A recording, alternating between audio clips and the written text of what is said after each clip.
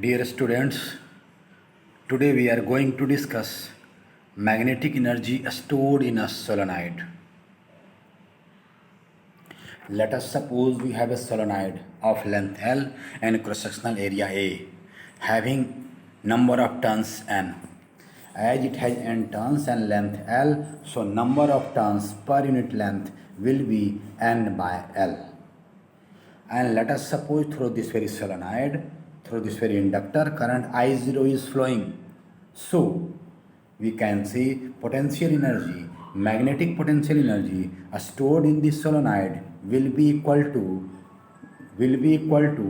E equal to half into L into I0 square. We have studied about it कि अगर कोई solenoid जो है जिसका कि और यू कैन से इंडक्टर है जिसका कि सेल्फ इंडक्टेंस L है, अगर उससे I0 करंट फ्लो कर रहा है तो उसमें मैग्नेटिक फील्ड के फॉर्म में magnetic energy half L into I0 square रहेगा. We have studied.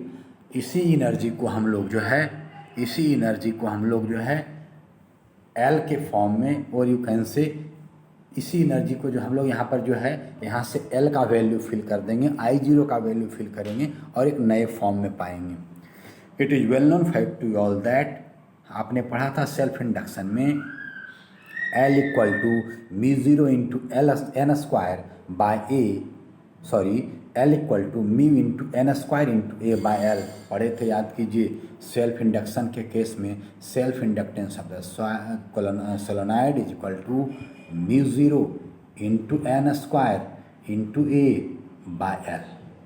तो यह इतना अगर L का वैल्यू हम लोग इस एक्सप्रेशन में फिल कर सकते हैं, right. And we have I0, आपने यह पढ़ा है, you have studied that magnetic field inside a solenoid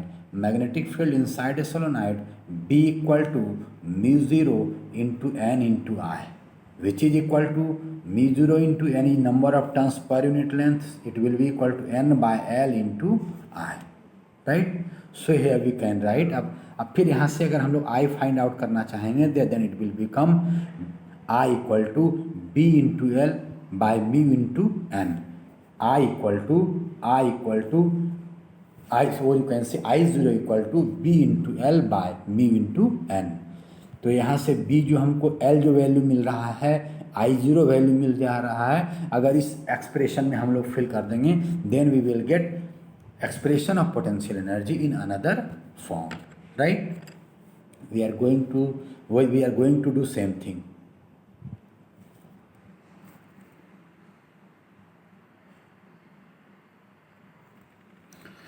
So you will become half into value of L, half into value of this value of L we have put here into I0 square, I0 equal to B into L by mu into N to the power 2 हमने यहाँ पर fill कर दिया, right.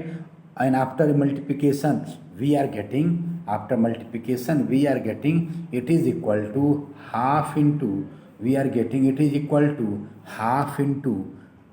B square into A into L by mu or mu0, right. And once again here we have A into L.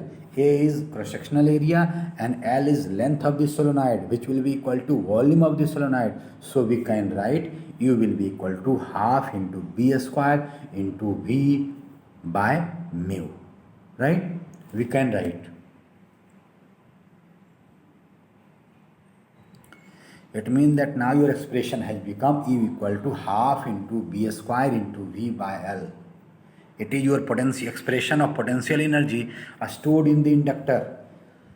When we will divide both sides by V, then it will become potential energy stored in the inductor per unit volume, right. So your expression will become E by V equal to energy per unit volume, or you can say energy density. Then it will become U by V equal to B square by 2 into μ0. B square into 2 by B square by 2 into μ0, right.